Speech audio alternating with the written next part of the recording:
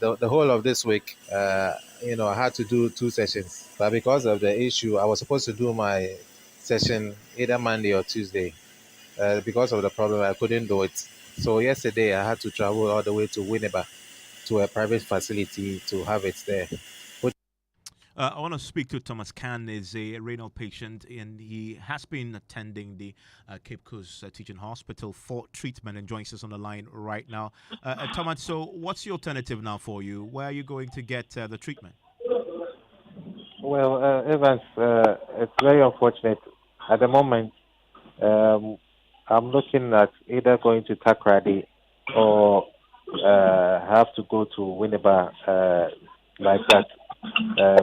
Takrady, I'm looking at Ifian Kwanta Hospital, which is a government hospital, which I was looking at the cost, which might be a bit cheaper or at a lower rate. But going to the second option, which is Winneba, which is a private facility, is rather on the high side. So I'm really caught in a serious state, especially to do with the cost involved. So doing cost analysis, and then I have to, choose one. Definitely, I would want to go to a public one, but unfortunately, just looking at the stress and all of that, it's become a difficult moment for me and other patients. Even. And tell me about what you've been told about the specific reasons why the facility was closed for maintenance. Was there an issue there that you know of? Well, what we have gathered so far is that it's a technical challenge that they are trying to resolve.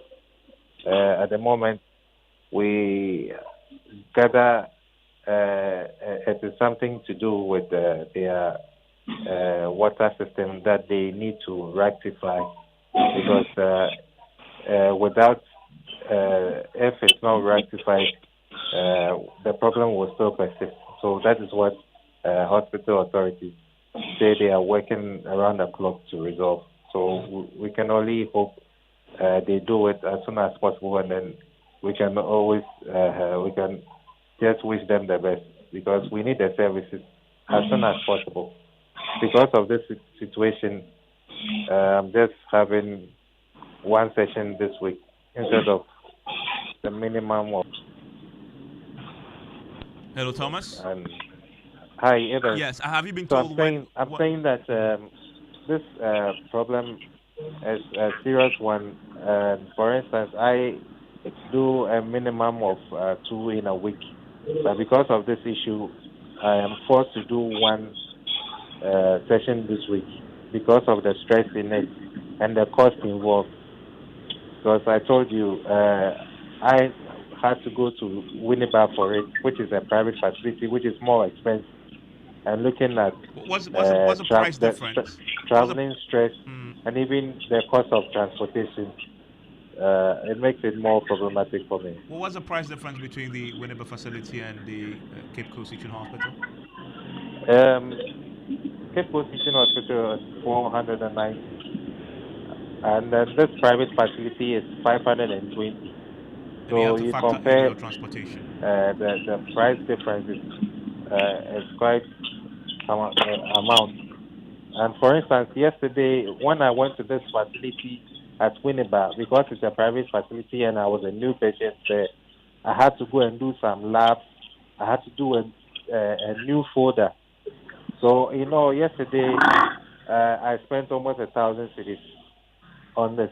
What if the Cape Coast Teaching Hospital was working, I would have spent less than 500 cities. Okay, Thomas, thank you very much. And earlier there were reports that the renal unit at the Korle-Bu Teaching Hospital had also closed for maintenance.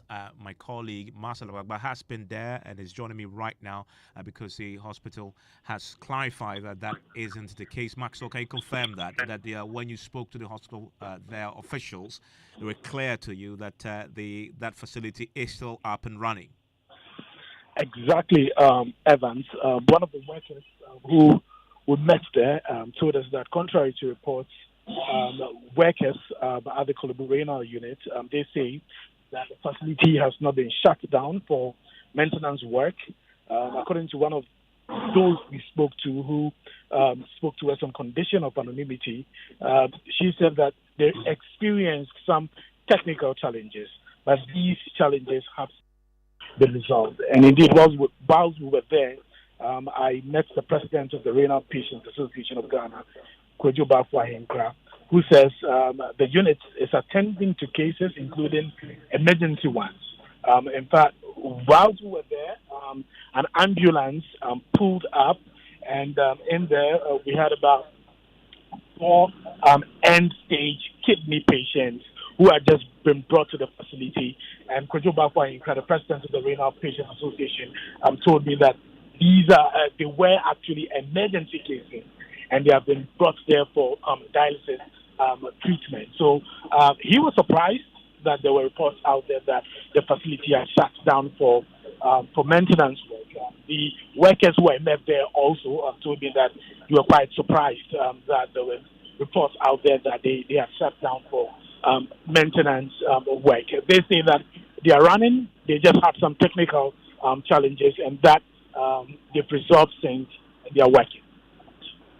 Thank you very much. And that is Maxwell. He's been to the Korle-Bu Teaching Hospital for us. I want to stay on the subject of health because tonight civil society groups pushing for government to clear container loads of critical medicine supplies from the Global Fund say they are going ahead to stage a demonstration to let government know they disapprove of its handling of the drugs, and which has been stuck at the port for quite a while. The commodities are made up of HIV, malaria, and TB. Medications were given to Ghana by the fund at no cost to the country, but the drugs have remained in containers at the port since October last year, raking up demurrage and other third-party charges. But today, the Health Minister, Bernard Okoboy, vowed to ensure the goods are cleared within 2 weeks following release of 7.4 million cedis by the Finance Ministry.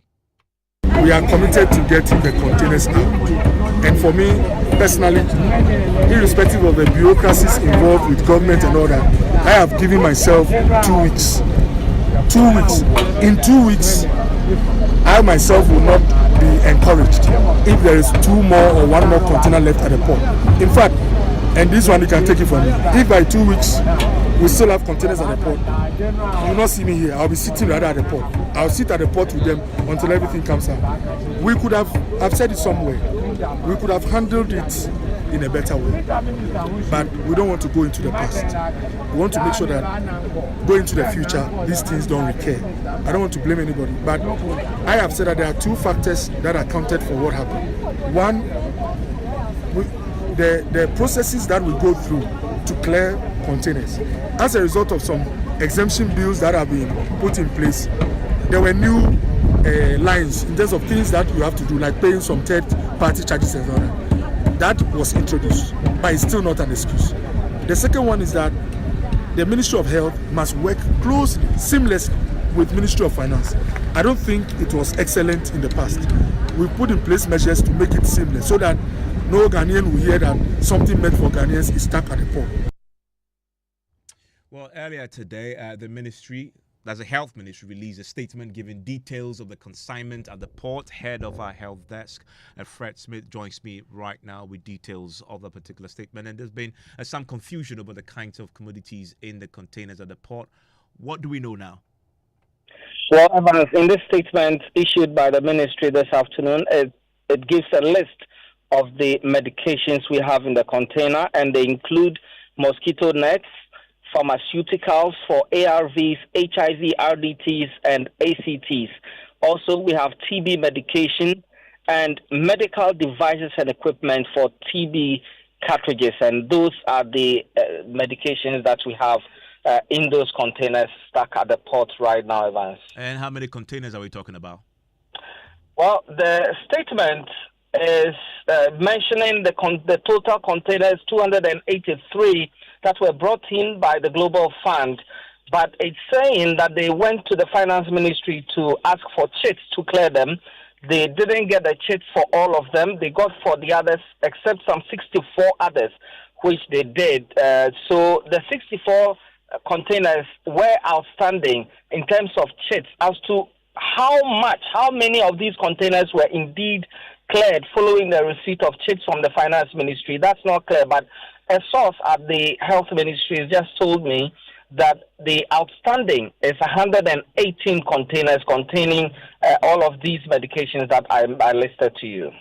Fred Smith, thank you very much. Well, civil society groups who have been pushing for the drugs to be cleared say they will go ahead with their planned demonstration. Listen to Ernest Amwabeng Austin, speaks for the civil society groups.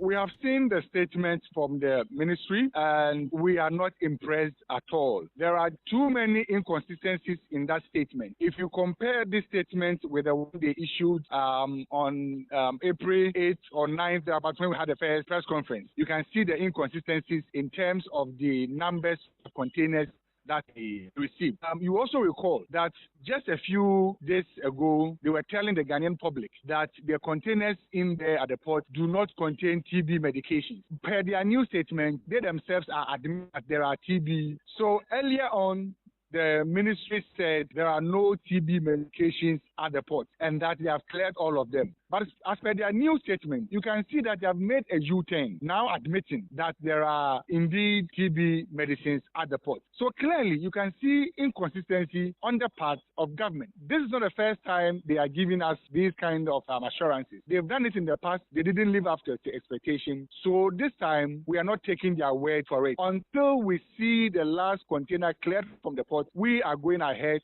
with our demonstration.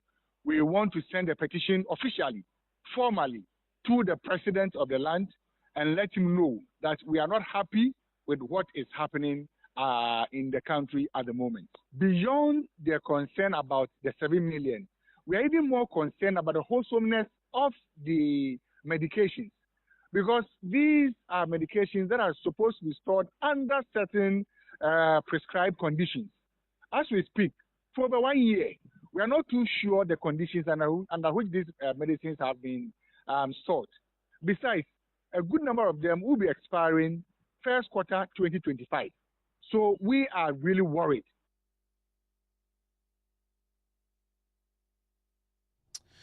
And you're still live, your News 90, so enjoy 99.7 FM. And I will hear from you pretty shortly, and I'll share it with the rest of the world. 055-1111-997.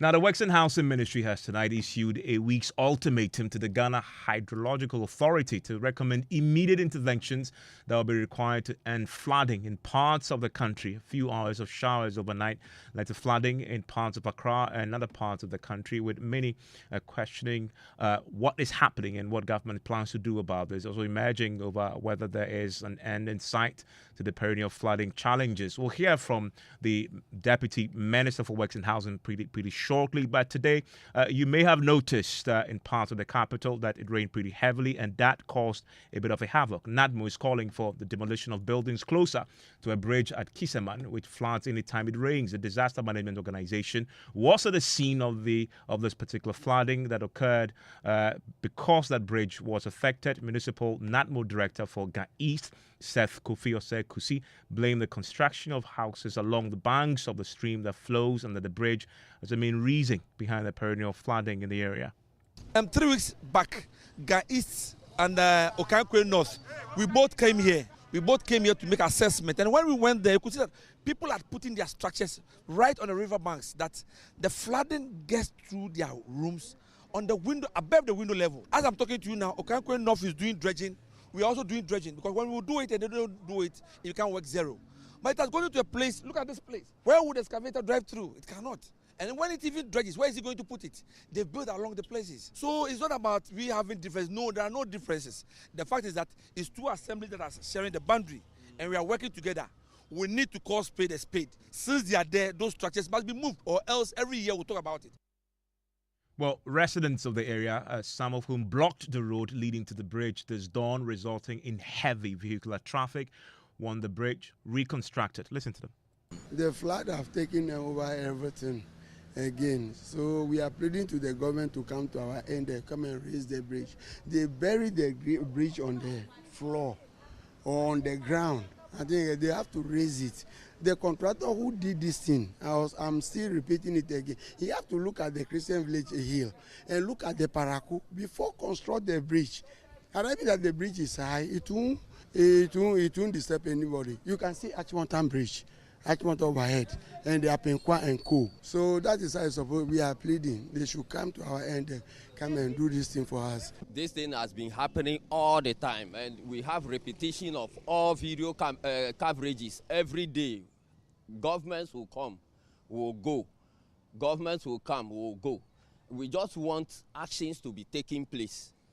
This thing is made over so many years. If this bridge has been raised a little bit, these problems will be solved. You understand? Well, tonight there is a directive to the Hydrological Authority to recommend immediate interventions that will be required to end flooding across the country. Listen to Dr. Prince Ama. He is a Deputy Sector Minister. He has been speaking to staff of the authority as part of a working visit to agencies under the Works and Housing Ministry. We are in June, and I have still not heard from you. So my instruction is that by Monday or Tuesday, I need to hear from you, so I can report to the Honorable Minister on our mitigating measures to manage the flooding that we may expect. The little rains that we have experienced today, there are so many areas that we understand that are experiencing flooding. We don't have to wait.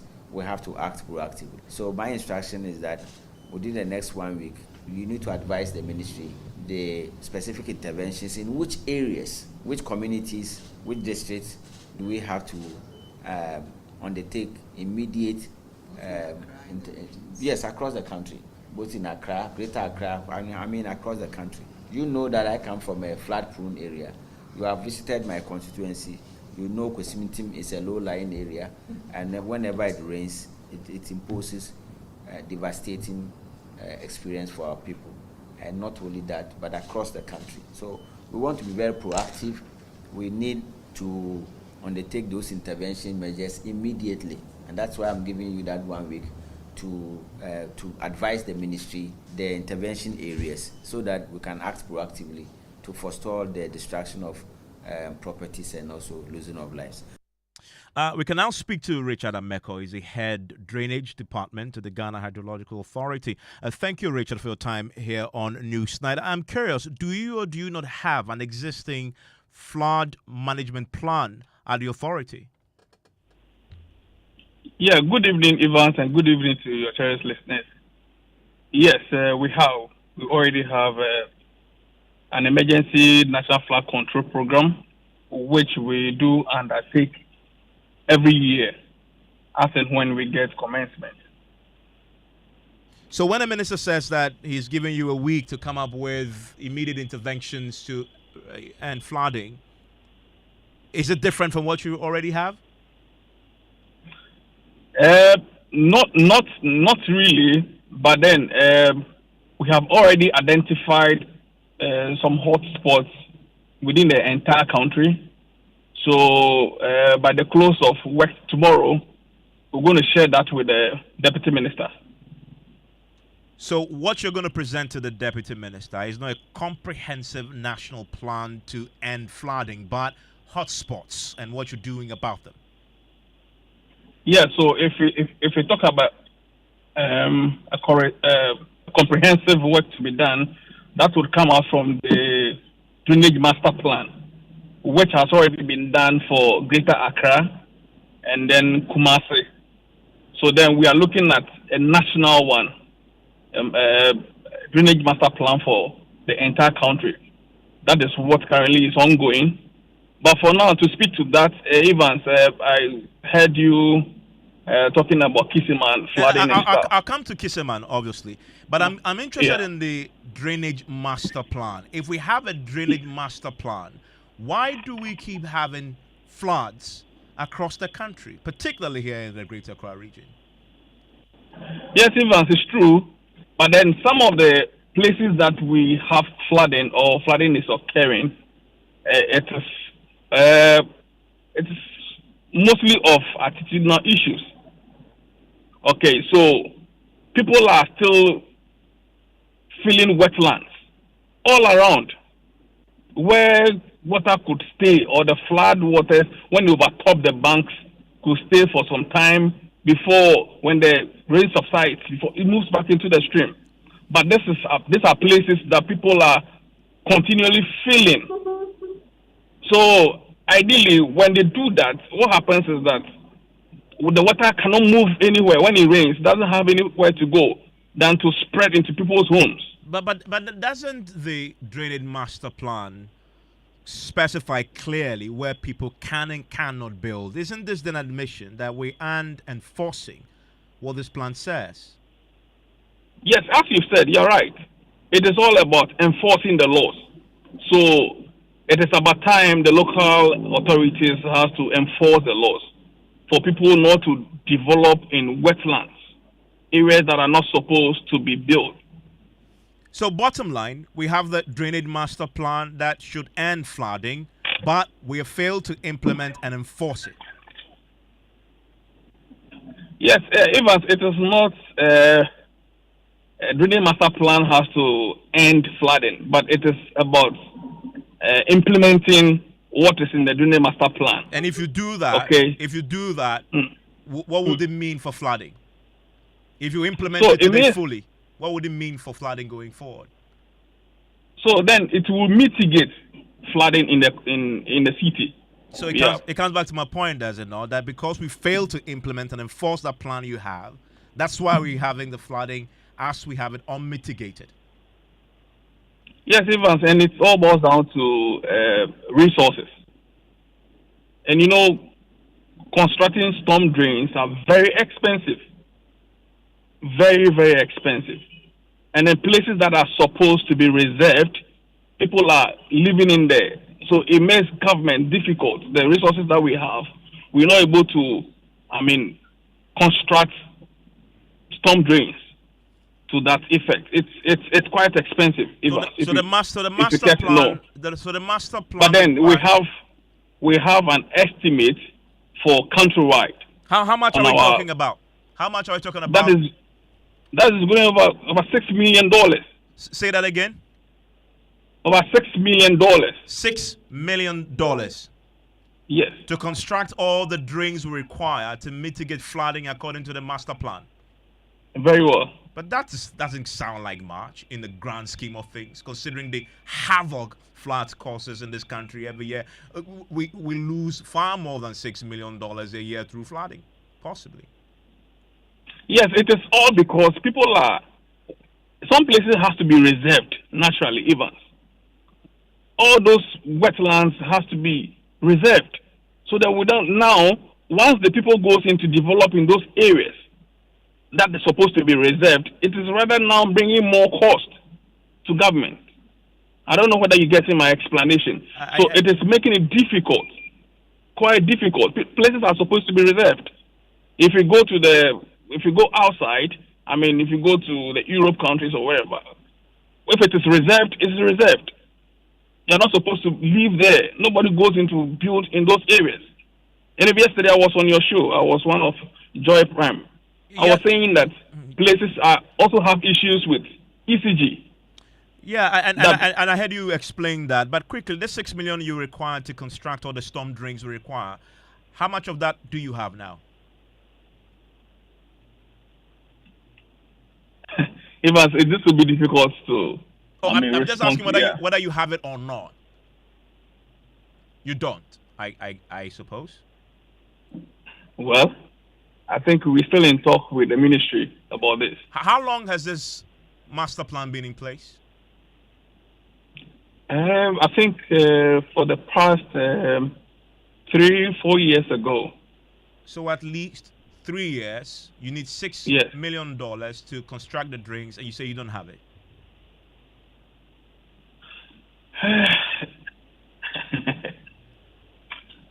Well, that is difficult for me to speak to. Yeah. Parliament recently approved a $150 million loan from the World Bank. Have you been assured to deal with flooding and etc., drainage, etc.? Have you been assured that you may get part of this for the work you need to expand and build new drains? Yes, very well. I mean, to come back to the Kisseman issue, that Kisseman covert is right under this funding that is coming from this loan that is coming from the World Bank. Yes, it's under the Garrett project, which the consultant has finished the design of that covert, that bridge.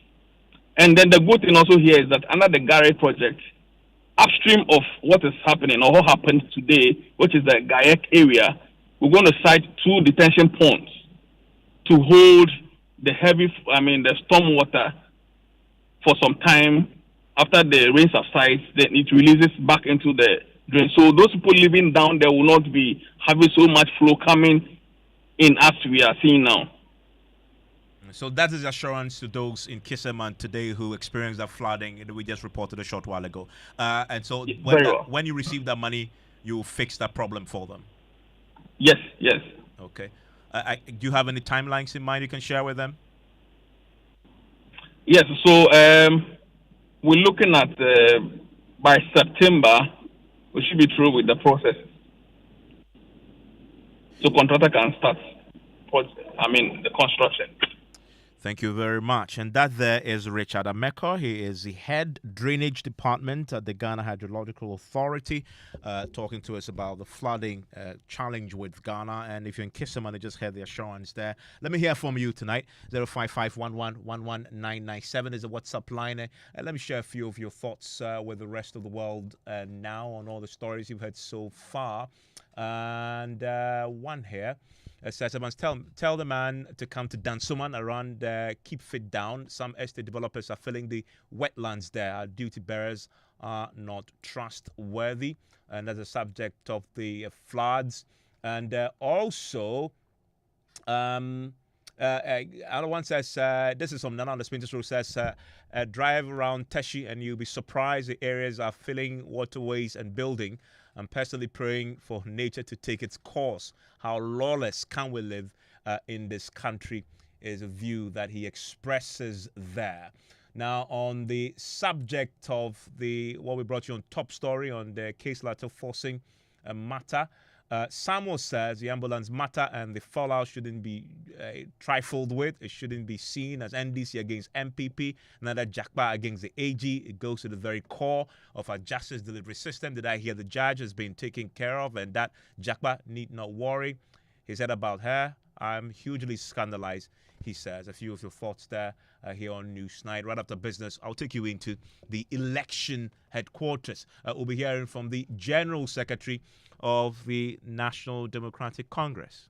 Our concern is to make sure that the quality implementation is safeguarded. Our MPs, their job is to make sure that bill's conversation should be about how the quality of that program can be enhanced.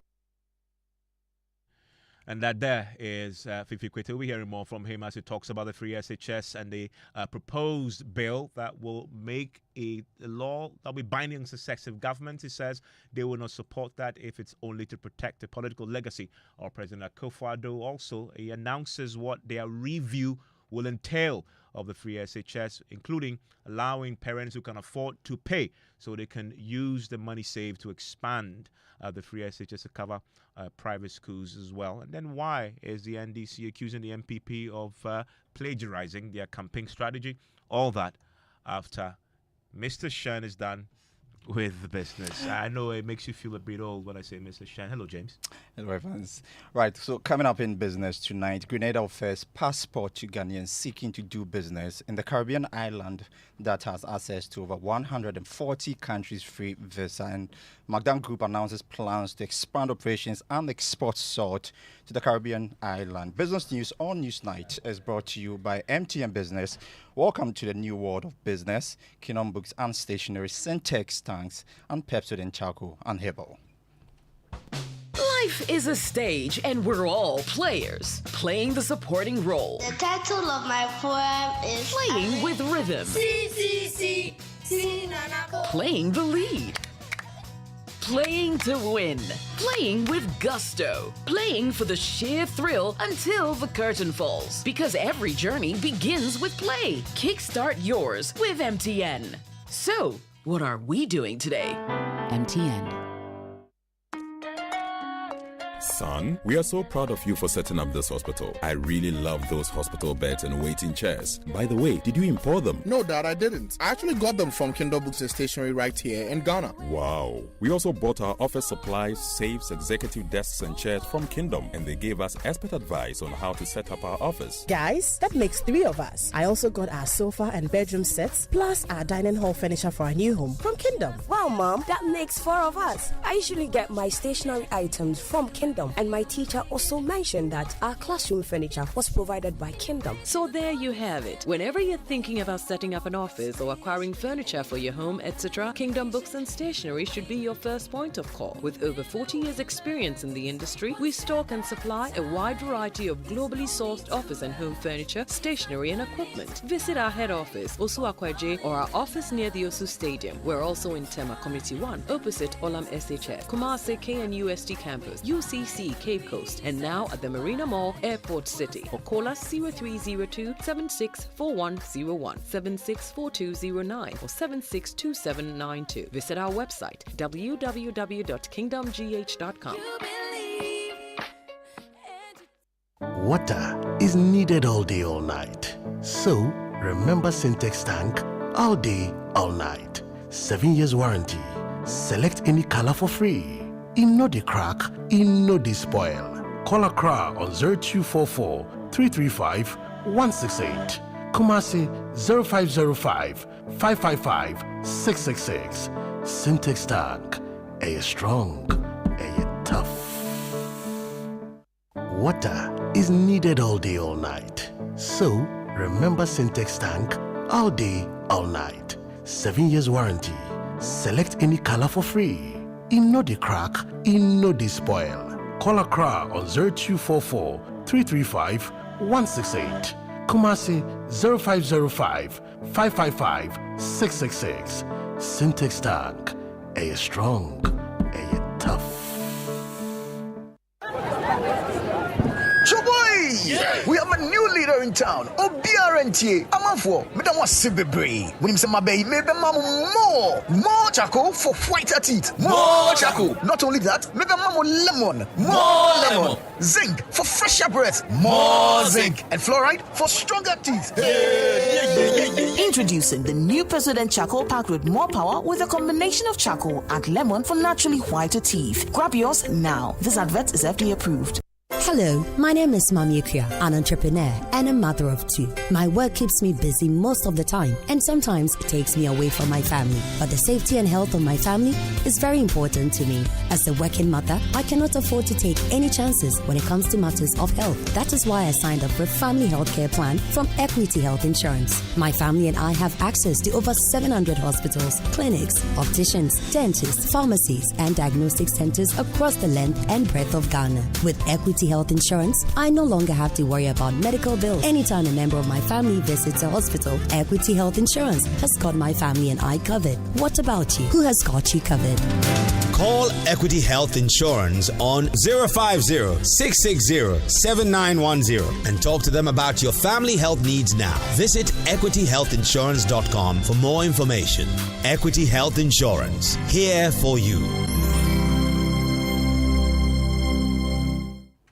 Welcome back to Business on News Night. I am James Ishan. Let's settle for the details. First off, Caribbean island country Grenada has revealed that it is offering passport and citizenship to Ghanaians, but will be tied to investment. Holders of the passport will have access to more than 140 countries around the world visa-free, including UK and China. The move is part of the Caribbean islands' effort to attract investment into their country. Ghanaian businesses that are able to invest at least $100 million will have access to passport. Prime Minister of Grenada, Dickon Mitchell, has been speaking to Joy Business on the sidelines of the Afri-Exim annual meetings in Nassau, Bahamas. An investment migration program. We recognize that migration is not just the movement of people, but essentially the movement of capital as well. And so what it seeks to do is to link investment with citizenship. Because obviously it's a way of attracting foreign direct investment. So there are Ghanaians who are prepared to either invest with the country itself by investing in the country or investing in a private real estate development. Once the necessary due diligence is conducted, obviously we want to make sure that it's persons who are upright citizens who are not have any sort of criminal backgrounds or any other thing that would be of a threat to national security, not just of us, but our friends and partners. Once the due diligence process is complete and you make the investment, then you would be entitled to Grenadian citizenship. Meanwhile, from next month, Ghanaians can travel to Grenada without requiring visa. The agreement to aid this initiative has been signed between Ghana and the Caribbean island. However, Grenada believes that all the necessary documentations could be finalized before the end of this month. Prime Minister Dickon Mitchell still has been speaking to Joy Business. Signed the Memorandum of Understanding. We did that in February on the President's visit to Grenada when he came to celebrate our 50th anniversary of independence. So really it's for the instruments, the formality of the instruments to be deposited and for the what I would call paperwork to be done to ensure that it happens. But our position right now is even if once we've signed the MOU, we will operationalize in Grenada. So if you land as a Ghanaian in Grenada, you will certainly get a visa on arrival. We committed when we were in Ghana about a month ago that we would just double check on our end to make sure that all is in place. So I certainly expect that by the end of the month, there should be no requirement at all. It's a 30-day visa-free requirement, so once you get in and you're staying 30 days or less, there's no need for a visa. Prime Minister of Grenada, Dickon Mitchell, speaking to Joy Business on the sidelines of the annual meetings of Afri-Exim Bank in Nassau, Bahamas. Now, McDan Group says it is working to establish presence in the Caribbean before the end of the year. The move is part of efforts to extend their services to the Caribbean market when it comes to salt export, aviation and cargo businesses. Executive Chairman of the group, Dr. Daniel Macaulay, has been speaking to Joy Business after a high-level meeting with the Prime Minister of Grenada. It's about time we look beyond our territory. It's about time we look beyond Ghana, and the Caribbean can be a good place to look at for investment. I mean, looking at what we have on our plate, we're not going to do anything different. It's what we're doing that we're going to send over there to see how we can do it better. In terms of the salt business, in terms of the aviation business and all the rest, all these things could be possibly started here. Well, if you look at in terms of logistics, you'll notice that there's no connection between Africa and the Caribbean. If you look at manufacturing, you also notice that it's something we can do pretty well with our salt. We can set up a small refinery to supply salt in the whole Caribbean. Plus or minus our private aviation, looking at also our cargo movement between Africa and the Caribbean, we can look at it. Executive Chairman of McDan Group, Dr. Daniel Macaulay, there speaking now. Leading telecommunications company MTN Ghana has reiterated its commitment to leverage technology to address risks associated with lending in the small and medium scale sector. According to the Chief Executive of Mobile Money Limited, Shaibu Haruna, effective collaborations with lending institutions will enhance the profitability of small businesses to help them pay back loans. He spoke at the MTN Ghana Business Executive Breakfast Series on bridging the gap for SMEs. For us in MTN, we believe that we have the technology that will enable us address the issues around the risk of default of customers. And this we are doing by using customer transaction data in order to be able to predict the ability to pay and also the risk around default. And based on their transaction behavior, we can profile them in terms of the levels of credit that we're able to provide them in partnership with the banks and other financial service providers. And that's all for Business on Newsnight with me, James. Over to you, Evans. James, thank you very much. And Ms. Bao is here with sports. Hello, Ms. Bao. Yeah, hello, Evans. Well, Evans, the Ghana Football Association, the Ghana Premier League is buzzing now because of the development between Real Tommy United and Dreams FC. On Wednesday, Dreams FC played their outstanding game against Real Tommy United. That game ended 8-1, but it has emerged that Real Tommy United fielded some unregistered players. And in view of that, the Ghana Football Association has also decided to open investigation into the matter, and a statement that they released mentioned that they were going to go ahead and investigate the club for what they believe was fielding unregistered players to participate in that game. Also, they said the players who engage, who avail themselves for Realtom United to use them, who we understand are coming from Division 2, will also be investigated, and if found guilty, will face the full rigors of the law over there. Well, Evans, also, it has Dreams FC have also just recently released a statement responding to the issues that have come up, and in that statement they say that they have also filed a protest against Realtom United for fielding unqualified players in their outstanding Ghana Premier League match played on 12 June 2024.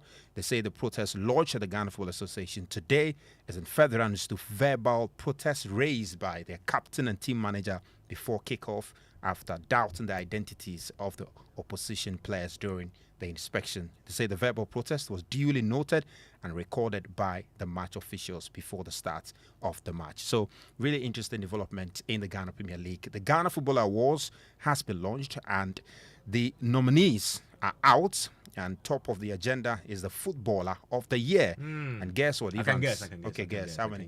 All right. Not how many, but Okay. top of that tree. There are 4 of them in there. Yeah, but top of that tree for me will definitely be Pate. No. Oh. No. Is it Premier League? No, I mean Ghana Football Awards. Yeah, I mean, Ghana football is yeah, Ghana yeah, football. but Pate is not there. Pate, Really? Pate didn't quite have a good season, you know. At Oh, Arsenal, that's he was interesting. out So injured. who? Yeah, Mohamed Kudus. I thought you were going to mention him. Kudus. Okay. He had a good season with West Ham. His first season at West Ham, Okay, decent. yeah. Fatawi Sahaku Like, also. he isn't there at all.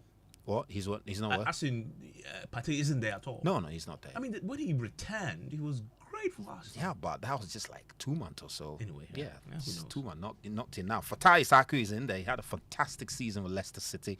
He won the Young Player of the Year with Leicester City. Really good. Inaki Williams for Athletic Bilbao also, you know, is in there. And Osman Bukhari of Red Star Belgrade is also in there in the nominee. So we're looking forward to that. And the weekend, of course, we'll not be here tomorrow, but the weekend, the end of the Ghana Premier League, FC Samatex, they are champions-elect, Evans, to the second season of the Ghana Premier League, and they've won the title, and the coronation will be happening on Sunday in Samra Boy. So we'll be there to bring all the... We are counting down also to the Euros tomorrow. Yeah, starting tomorrow. Okay. Germany versus Scotland. Predictions? Germany. Who's winning the tournament, though? Oh, that's a difficult one. I would go for Spain. Spain? Yeah. Wow. I'll go for Spain. We'll see. We'll see. Thank you very much, Bao. This is your election headquarters.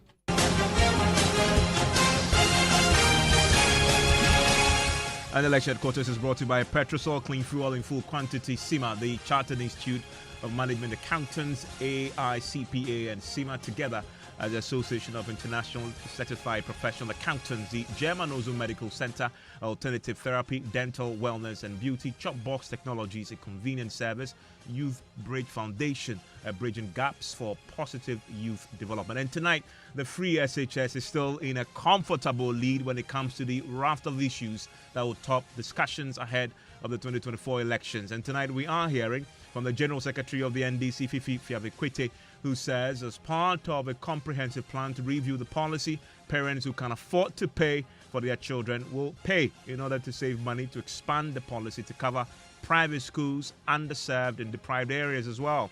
This is in line with the NDC's promise in the 2020 manifesto, which they will repeat this year. He spoke to me on PM Express.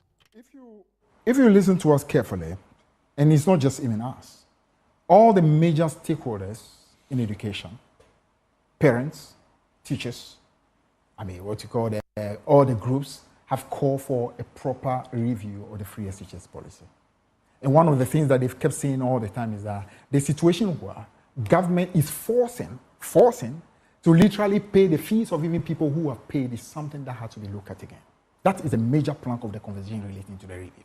It tells you there are still ways in which you can have a proper review in which proper resources can be allocated to places where the real needs are being felt. And that conversation is a conversation. And we've said in our manifesto as well that we are going to have that review. Which parts are you going to cut to save money to then accommodate this expansion? If you follow exactly the clamor of not just parents but also of teachers, asking that there are many things that parents can contribute, It tells you that you can actually find ways in which you allow parents to play some bigger role, where government resources can actually go into making sure greater quality is provided. A lot more is expanded to help a lot more people who are in need. What does it look like under the NDC government? Are you suggesting that under your government, parents who can afford will pay their fees? If you have a proper review of a program, which program means, for example, that all the government is doing at the moment, which is not enough, parents have a way in which they can make their contribution. It simply means that government, therefore, is in a position to use the resources. So you will go, so you allow specific parents to make contributions? I'm not finished. Yes, because parents themselves are telling that we can make a contribution. If you can't pay some of the fees of your ward, why would government want to force you to not to pay? So the next NDC government will allow parents who can afford to make contributions to the free SHS? As part of the review, definitely. Well, as you may have also heard this week, the Majority Leader announced that the Education Minister will be presenting before Parliament a free SHS bill that will bind successive governments, while the General Secretary says they will only support the bill under one condition, which is that it must address the quality issues affecting the free SHS as we have it currently. Let's bring in Kofi Asare as the head of the Africa Education World. Kofi, on this point that the NDC is making about their review, they now clarifying what that review is. Get parents who can afford to pay. So you save money to expand it to private schools. Give me a quick take on that. Well, we've been calling for the NDC to clarify what it means by review all these years. And so I'm happy they have begun communicating their understanding of a review of the policy. Since 2019 or so, all stakeholder calls for reviewing the free senior school policy have been along the line of ensuring that parents who have the capacity to pay are made to pay. That is basically the first and major review proposal that every actor within the space has made. So reviewing for cost efficiency, reviewing for equitable spending is the way to go. The reason why it's the way to go is that if people who are earning enough by virtue of data available to government are asked to pay 2,000 cedis a year averagely, which is how much government pays a year for your senior high school ward, it will make available to government liquid cash so that government will be able to support its own financing of a policy it is struggling to finance. All the problems in the free senior high school, underlying all the problems in the free senior high school policy, is a liquidity issue, the financing issue.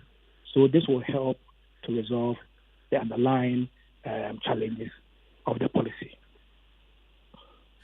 Thank you very much, Kofi Asare. At least now we have some clarity from the NDC, and this is something we'll be interrogating a bit more in the coming days as we approach the elections and see the manifestos themselves. Kofi Asare heads the Africa Education Watch there. And let's stay within the election headquarters, because the Vice President and MPP flag bearer, Dr. Mahmoud Bawumia, appears to be using a narrative to garner support for his presidential bid. First, likening himself to a driver's mate, a conductor, and then the current president as a driver.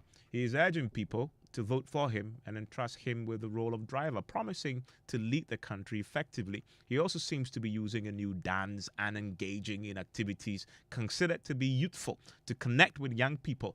Maxwell Agbagba has more in this report.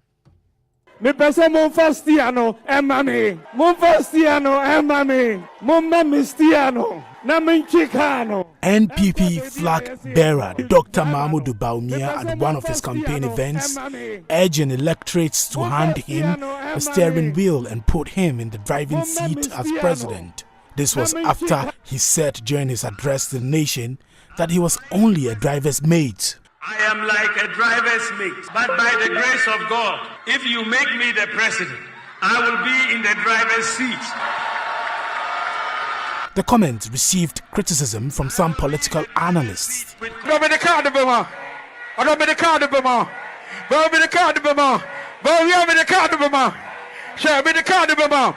Despite the backlash, Dr. Bawumia remains unfazed. He has now incorporated a new dance move which mimics driving into his campaign. This dance is performed to a song by hip-life musician Guru, in which the lyrics have been changed from Twi to English. Quote, Bawumia, I'll give you the car, unquote. The NPP flag bearer and vice president was seen dancing enthusiastically to this tune during a Youth Connect event.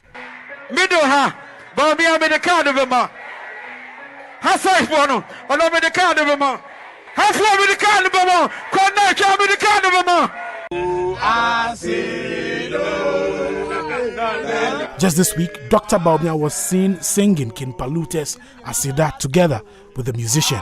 Professor Eche Sikanko is a political and communication analyst. He has done an analysis of Dr. Mahmoud Baumia as a vice president. He recently launched a book he authored titled Dr. Baumia and the Modern Vice Presidency in Ghana. He says his approach is resonating with people. The use of metaphors in Ghana's political discourse or political space is not new. It is something that Ghanaians can relate to. It is the trotro and the meat and driver system is something that Ghanaians are very familiar with.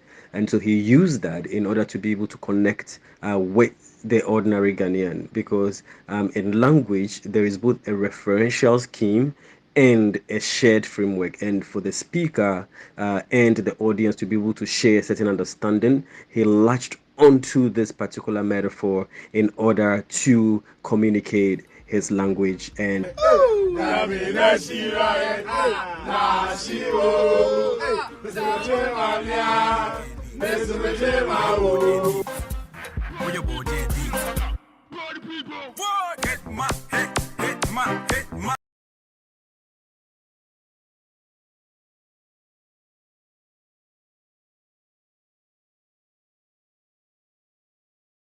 Right now doing the dance with the steering wheel, imaginary steering wheel in his hands on the back of this particular tune.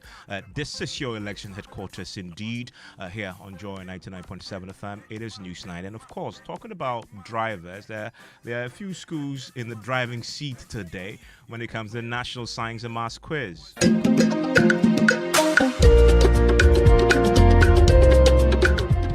Well, it's a prelude before the ultimate battle, who will dominate in the Bono and Greater Accra regions at the ongoing regional championship of the National Science and Maths Quiz as the top schools clash. Let's start from the Bono region, where we're seeing a very interesting contest. Also here in Accra, in the Greater Accra region, my colleague Adobe Osari has been following this very, very closely also for us. Presec, they were in the particular contest. Adobia, what happened in that contest? Right, Evans. The euphoria here was immense some minutes ago when Presec secured the third slot in the Greater Accra Regional Championship with a resounding final result of 76 points, which is 59 points away from their close contenders. Also, two other schools who have already qualified for tomorrow's race are Ashaman SHS and the Achimota School. The final contest, which is between Accra Academy, Accra Girls, and Accra High, is underway. However, when the quiz mistress was about announcing the results for the second round, the lights went off and it's still off, retarding the progress of the contest, Evans. Well, thank you very much, Obia, for that quick update for us. That contest here in the Greater Accra region, and if your school is involved, this is where to stay to get all the latest updates. This is Newsnight. My name is Evans Mensah. Enjoy the rest of your evening.